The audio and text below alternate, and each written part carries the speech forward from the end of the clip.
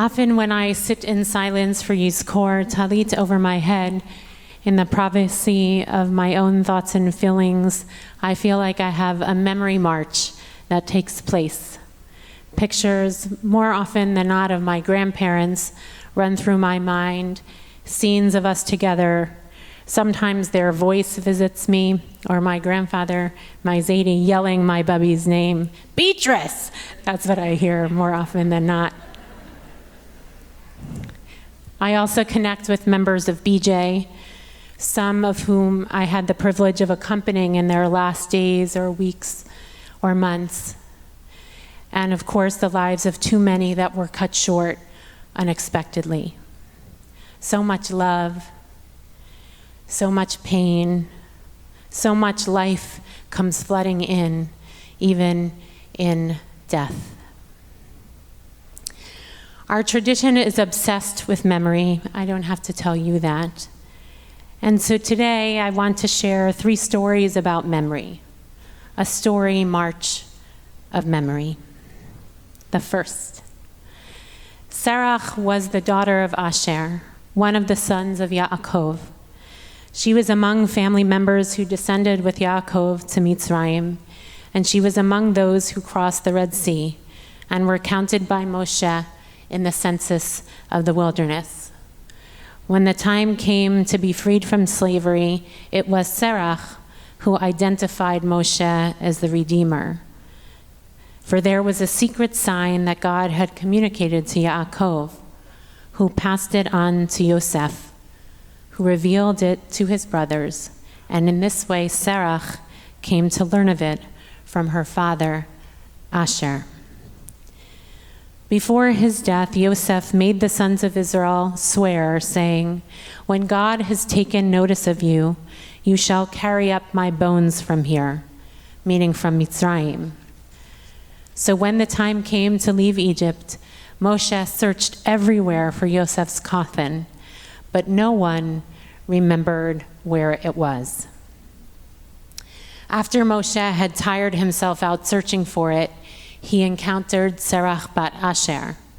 Serach said, "Adoni, my lord Moshe, why are you so downcast?" Moshe replied, "For 3 days and nights I have been searching for Yosef's coffin, and I cannot find it." She said to him, "Come with me, and I will show you where it is." Moshe said, "Who are you, and how do you know where the coffin can be found?" She said, "I am Serach bat Asher, and I know." Or I was present when the leaden coffin of Yosef was sunk into the Nile. She led him to a shore of the Nile, and there she said, "In this place, the Egyptian magicians and astrologers made a metal coffin for Yosef and sank it into the river Nile so that its waters would be blessed.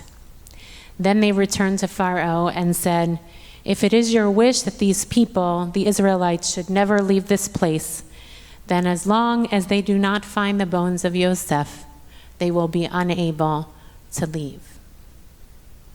Then Moshe leaned over the bank of the Nile and called out, 'Yosef, Yosef, we are leaving. Come with us, come now.' And at that moment, Yosef's coffin suddenly rose up from the depths. And when Moshe lifted it out of the water, it was as light as a feather for him. So relieved was the spirit of Yosef that his bones were at last being taken to the Holy Land."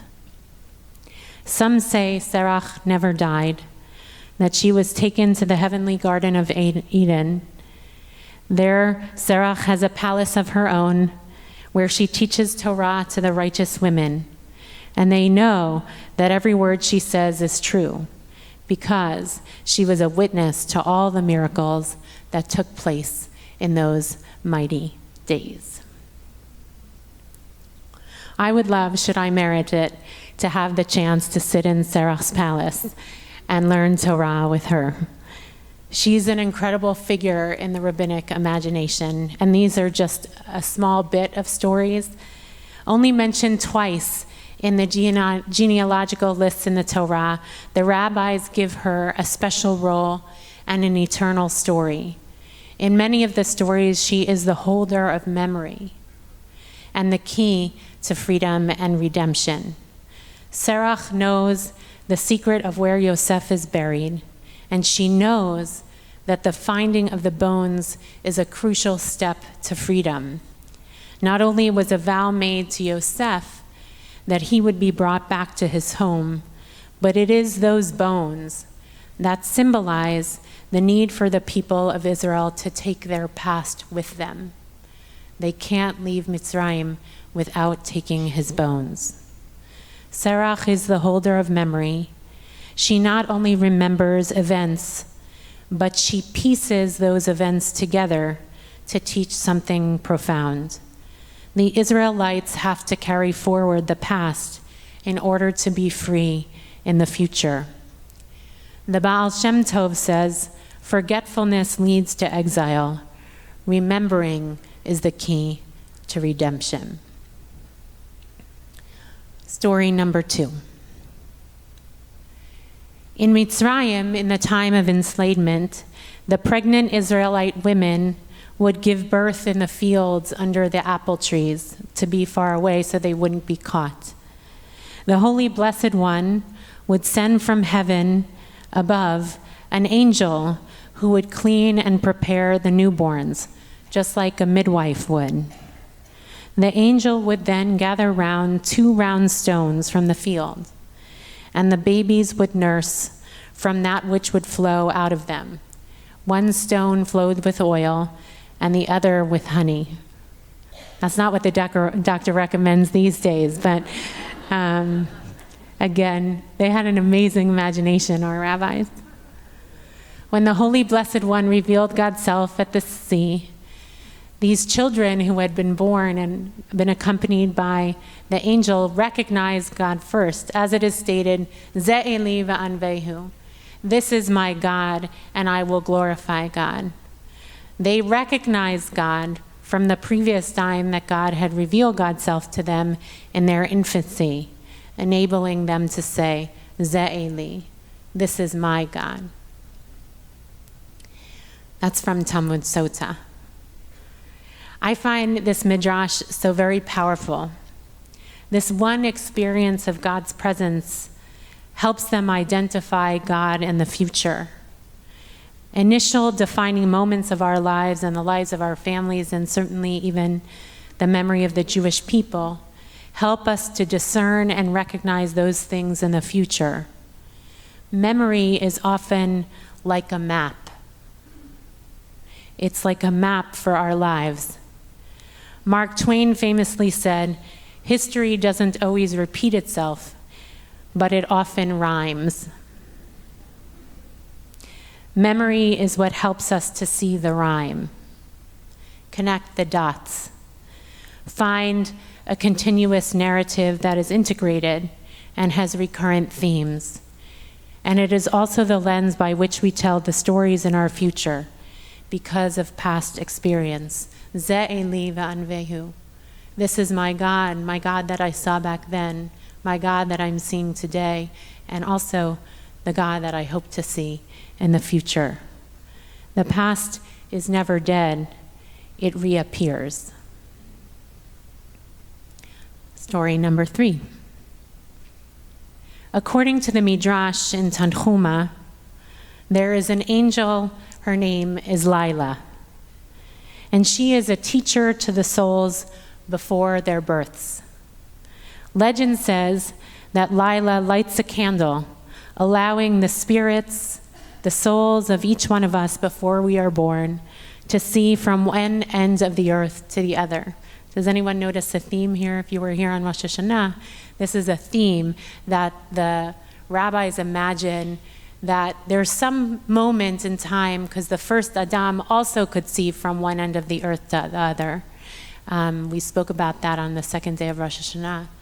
But also the idea was that babies' souls, before they're born, have the ability to see everything.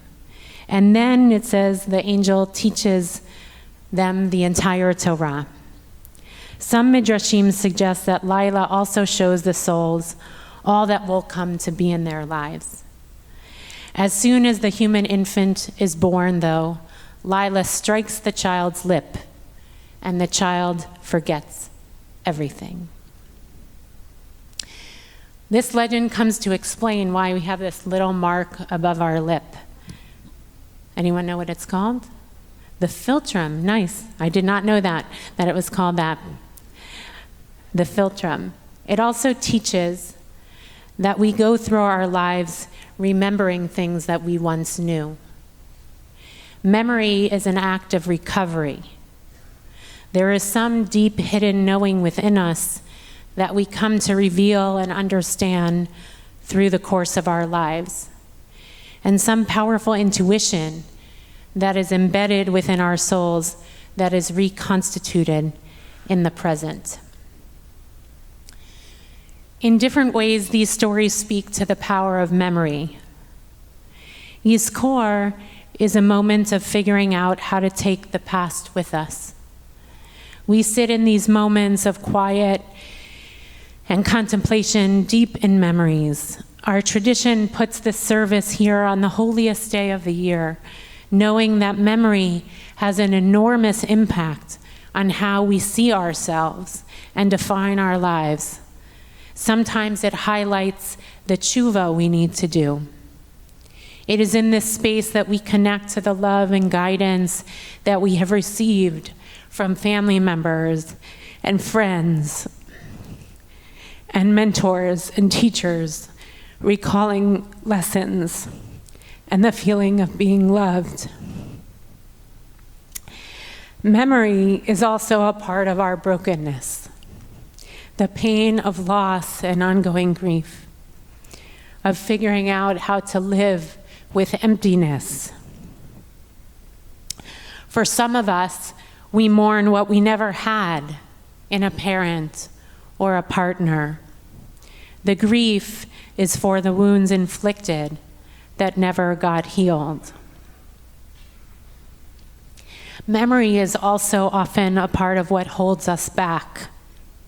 We are too stuck in the past, and we don't know how to carry it with us while also having a future.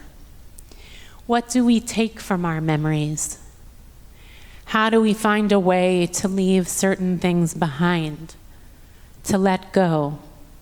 And what do we carry forward, saying, just like Moshe did to Yosef, come with me, because those memories would help make me a better person, or will help me be more generous and forgiving, more loving. And how will we carry our memories forward in a way that isn't too heavy and helps us create a future? Memory, of course, is a remembering. It is not only an act of recovery of the past, it is a reconstitution for the future. We have agency and choice in how we remember. We have decisions to make about what will be most important to carry forward. Unlike Serach, we will not live forever, but we do hold secrets to what will help us become more free. Just like these three stories teach about memory, we too tell stories of our past to help create a future. Yizkor is an invitation to connect to the primacy of memory and to live into the stories of the past, to write a new or renewed future. May not only our loved ones' memories be for a blessing, may our memory be for a blessing.